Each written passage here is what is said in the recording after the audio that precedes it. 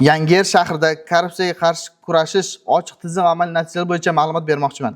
Yangiyer shahar investitsiyalar sanoat savdo sho'basi tomonidan korrupsiyani oldini olish va unga qarshi kurash yo'nalishida izchil hamda tizimli chora-tadbirlar amalga oshirib kelinmoqda. Ushbu ishlar davlat organlari faoliyatida ochiqlik va shaffoflik ta'minlash, tadbirkorlik uchun qulay ishbilarmonlik muhitini yaratish hamda iqtisodiy barqarorlikka erishishga qaratilgan. Yer munosabatlari sohasida shaffoflik ta'minlash maqsadida tadbirkorlik faoliyati uchun yer maydonlari ochiq elektron auksion savdolar orqali sotuvga chiqarish amaliyoti joriy etildi. Ushbu mexanizm inson omillarini kamaytirib, korrupsiyaviy holatlarning oldini olishda muhim ahamiyat kasb etmoqda. Shuningdek, tadbirkorlarni qo'llab-quvvatlash, yangi investitsiya loyihalarini amalga oshirish hamda eksport salohiyatini oshirishga alohida e'tibor qaratildi.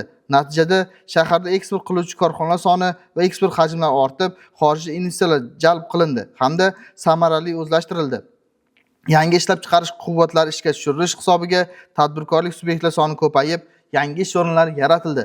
Tadbirkorlik faoliyatida yuzaga kelayotgan muammolar tizimli ravishda o'rganib, ularni shahar darajasida hal etish bilan cheklanib qolmasdan, zaruratga ko'ra viloyat va respublika darajasida ko'rib chiqish va yechim topish amaliyoti yo'lga qo'yildi. Bu esa muammolarni tezkorlik va samarali hal etishga xizmat qilmoqda. Korrupsiyaga qarshi kurashish bu faqat nazorat emas, balki ochiq va adolatli tizimni shakllantirishdir.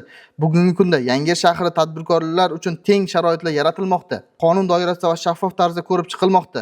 Ochiq elektron auksionlar, tadbirkorlar bilan bevosita muloqot hamda tizimli yondashuv natijasida shahrimizning investitsion jozibadorligi ortib bormoqda. Xulosa qilib aytganda, Yangiyer shahar investitsiya sanoat savdo sho'basi tomonidan korrupsiyaga qarshi kurash borasida amalga oshirilayotgan ishlar aniq va amaliy natijalar bermoqda. Ochiqlik, qonun ustuvorligi va mas'uliyat tamoyillariga asoslangan ushbu faoliyat shaharning investitsiya muhitini yaxshilash, iqtisodiy rivojlanishni jadallashtirish va aholi bandligini ta'minlashga xizmat qilmoqda.